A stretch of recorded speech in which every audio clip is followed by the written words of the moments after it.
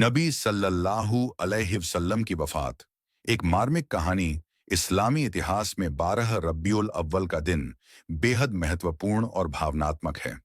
इस दिन नबी सल्लल्लाहु अलैहि वसल्लम की वफ़ात हुई और उनके इस दुनिया से रुखसत होने की घटनाएं आज भी हर मुसलमान के दिल को झकझोर देती हैं।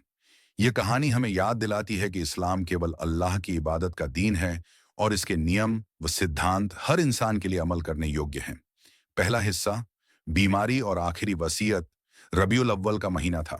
नबी सल्लल्लाहु अलैहि वसल्लम बीमार हो गए। बीमारी के दौरान आप सल्लल्लाहु अलैहि वसल्लम ने ज्यादातर समय हजरत आयशा रजी अल्लाहु अन्हा के घर गुजारा। आपकी हालत गंभीर होती जा रही थी।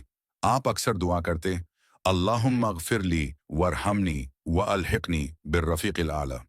तर्जुमा, ऐ अल्लाह, मुझे माफ कर दे, मुझ पर रहम कर और मुझे ऊंचे साथी अल्लाह के साथ मिला दे। आपने सहाबा को बुलाया और उनसे कहा, अस्सलाता अस्सलाता वमा मलकत ऐमानुकुम।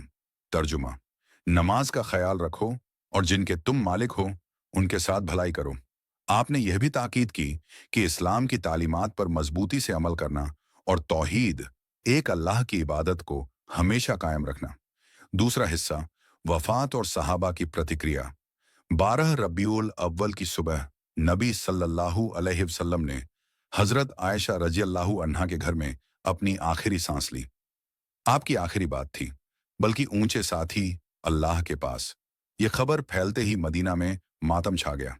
सहाबा गहरे सदमे में थे। हजरत उमर रजी अल्लाहु अन्हु ने कहा, जो कहेगा कि मोहम्मद सल्लल्लाहु अलैहि वसल्लम का इंतकाल हुआ है, मैं उसकी गर्दन उड़ा दूंगा। उनका मानना था कि नबी सल्लल्लाहु अलैहि वसल्लम सिर्फ अपने रब से मिलने गए हैं और जल्द ही वापस आएंगे। तीसरा हिस्सा, हजरत अब्बू बकर रजी अल्लाहु अन्हु का संबोधन। जब हजरत अब्बू बकर रजी अल्लाहु अन्हु को यह खबर मिली तो वह मस्जिद नबी में आए। उन्होंने नबी सल्लल्लाहु अलैहि वसल्लम के चेहरे से कपड़ा हटाया, उन्हें चूमा और कहा, तुम पर मेरे माँ बाप कुर्बान, अल्लाह की कसम, अल्लाह तुम्हें कभी 2 बार मौत नहीं देगा। फिर उन्होंने सहाबा को संबोधित करते हुए कुरान की आयत तिलावत की, वामा मुहम्मदुन इल्ला रसूलुन कद खलत मिन कब्लिही अर्रुसुलु अफइन माता औ कुतिल अनक़लबतुम अला आक़ाबिकुम वमन यनक़लिब अला आक़िबैहि फलन यदुर्रल्लाह शैअन व सयजज़ी अल्लाहु शाकिरीन। सूरह आले इमरान 1444। तर्जुमा, और मोहम्मद सल्लल्लाहु अलैहि वसल्लम तो बस एक रसूल हैं। उनसे पहले भी कई रसूल गुजर चुके हैं। तो क्या अगर उनकी वफात हो जाए या वे शहीद हो जाएं तो तुम अपनी एड़ियों के बल पलट जाओगे? और जो पलट जाएगा वह अल्लाह को कोई नुकसान नहीं पहुंचाएगा और अल्लाह शुक्र करने वालों को इनाम देगा।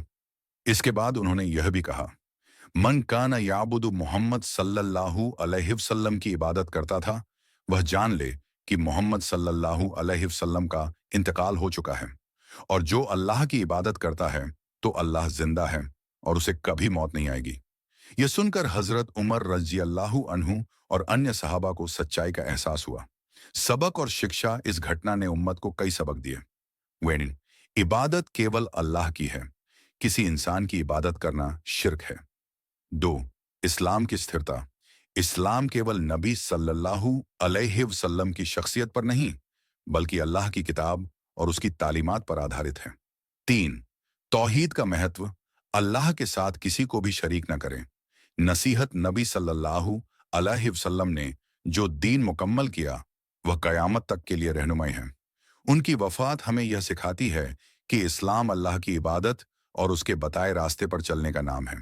अल्लाह हमें तौहीद पर कायम रखे और नबी सल्लल्लाहु अलैहि वसल्लम की सुन्नत पर चलने की तौफीक दे। आमीन।